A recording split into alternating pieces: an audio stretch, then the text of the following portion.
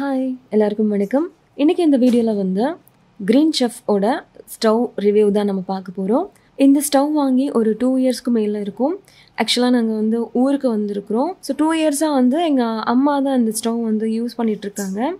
ரெகுலராக தினமுமே யூஸ் பண்ணிகிட்ருக்காங்க. இப்போது இது வந்து சமைச்சு முடிச்சுட்டு நல்லா ஆயிலியாக க்ரீஸியாக ஊருக்கு வர்றப்போலாம் அதை கொஞ்சம் ஃபுல்லாகவே கலட்டி டீப் க்ளீன் பண்ணுற மாதிரி தான் இருக்கும்.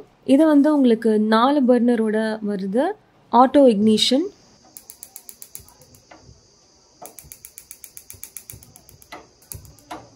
ஸோ இதுக்கு வந்து லைட்டர் எதுவுமே தேவைப்படாது. ஆட்டோ இக்னிஷன் அப்படிங்கிறனால லைட்டர் இதுக்கு தேவைப்படாது. இதை க்ளீன் பண்ணிவிட்டு இதை பற்றி கொஞ்சம் டீட்டெயிலாக நம்ம பார்ப்போம். இந்த கேஸ் ஸ்டவ் வாங்கணும் அப்படின்னு நினைக்கிறவங்களுக்கு இது ரொம்ப யூஸ்ஃபுல்லாக இருக்கும். வீடியோக்குள்ளே போகலாம். ஃபஸ்ட்டு வந்து நம்ம ஒவ்வொன்றா நம்ம எல்லாத்தையும் ரிமூவ் பண்ணிட்டு வந்துடலாம். இந்த கேஸ் பர்னரும் நம்ம எடுத்துடலாம். இது மாதிரி இதுக்குன்னே ஒரு பாத்திரம் தனியாக ஒதுக்கி வச்சுக்கோங்க.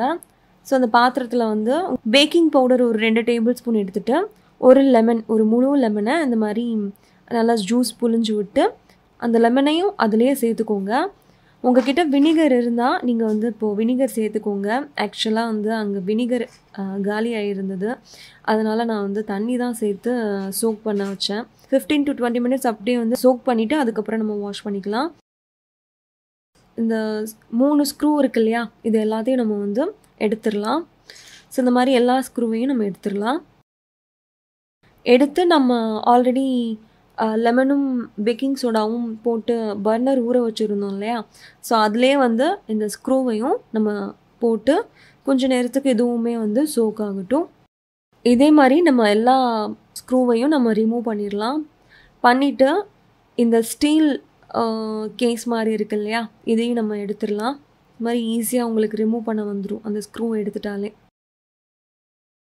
நம்ம எல்லாத்தையும் எடுத்துடலாம். பாருங்கள், எடுத்தாச்சு. ஆன் ஆஃப் பண்ணுவோம் இல்லையா அந்த நாப், அதேமாதிரி நம்ம வந்து தனியாக அந்த மாதிரி கலட்டிக்கலாம். நீங்கள் ஜஸ்ட் இந்த மாதிரி புல் பண்ணாலே உங்களுக்கு ஈஸியாக வந்துடும். இதுவுமே வந்து நம்ம வாஷ் பண்ணிக்கலாம், இருக்கட்டும். அப்புறம் அந்த நாபுக்கு கீழே வந்து இந்த மாதிரி ஒரு சிலிக்கானில் ஒரு ரப்பர் மாதிரி கொடுத்துருப்பாங்க. ஸோ அதையுமே நம்ம வந்து ரிமூவ் பண்ணிக்கலாம்.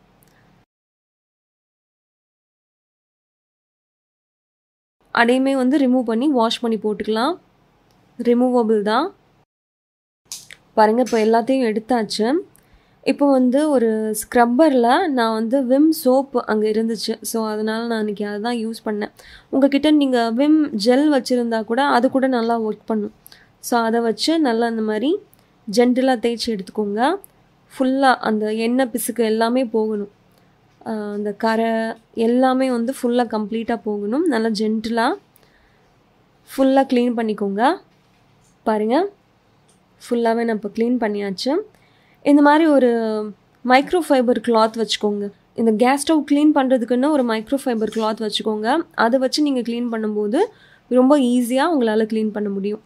பாருங்கள், நல்லா வந்து தொடச்சி எடுத்தாச்சு.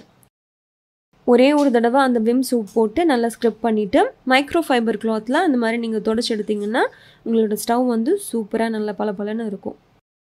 இப்போ நம்ம ரிமூவ் பண்ண எல்லா ஐட்டம்ஸும் நான் வந்து வாஷ் பண்ணி வச்சுட்டேன். இப்போ அதை வந்து 1 by 1 நம்ம அரேஞ்ச் பண்ணிகிட்டே வந்துடலாம். ஃபுல்லாக வந்து நான் நல்லா க்ளீன் பண்ணியாச்சு. இந்த மாதிரி நீங்கள் வந்து மந்த்லி ஒன்ஸ் இல்லைன்னா 2 மாதத்துக்கு ஒரு தடவை இந்த மாதிரி ஃபுல்லாக எடுத்து நீங்கள் க்ளீன் பண்ணிட்டீங்கன்னா அடுத்து ஒரு 2 மாதத்துக்கு வந்து உங்களுக்கு நல்லாவே இருக்கும்.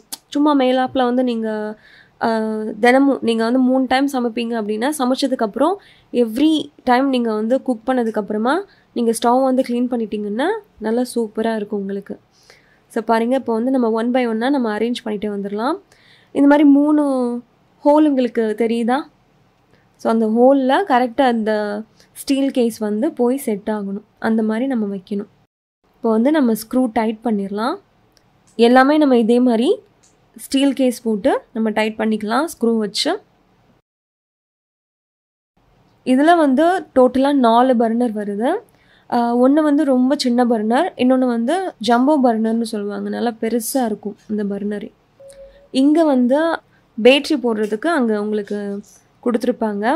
டியூரசெல் பேட்ரி தான் நான் போட்டிருக்கிறேன். இது போட்டு 2 இயர்ஸ் ஆச்சு. இன்னுமே வந்து எனக்கு நல்லா ஒர்க் பண்ணிகிட்டே தான் இருக்குது. பேட்ரி இன்னும் காலி ஆகலை.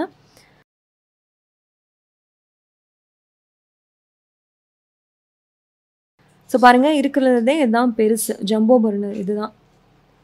அதே மாதிரி இருக்கிறதுலேயே குட்டி வந்து இந்த பர்னர் தான். மிச்சம் 2 பர்னரும் ரெண்டுமே வந்து நார்மல் மீடியம் சைஸில் இருக்கிற பர்னர் தான். இந்த சிலிக்கான் ரப்பரும் நம்ம வாஷ் பண்ணியாச்சு. இதையுமே நம்ம உள்ளே விட்டு ப்ரெஸ் பண்ணாலே உங்களுக்கு போய் செட் ஆயிரும் எல்லாமே.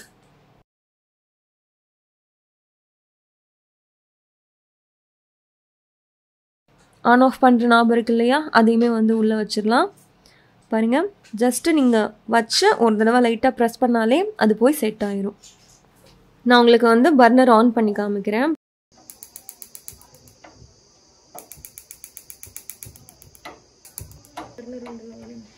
பாருங்கள், இதுதான் ஜம்போ பர்னர். நல்லா பெருசாக ஃப்ளேம் எரியும். இது வந்து ஃபுல் ஃப்ளேம். அதை நாம் ஃபுல்லாக திருகி கீழே கொண்டு வந்துட்டிங்க அப்படின்னா லோ ஃப்ளேம். இது வந்து மீடியம், இது ஃபுல் ஃப்ளேம். பாருங்கள், இது ஃபுல் ஃப்ளேம், இது ஆஃப் ஆயிரும். இது அந்த நாபை டச் பண்ணிங்க அப்படின்னா இந்த மாதிரி சவுண்டு மட்டும்தான் கேட்கும்.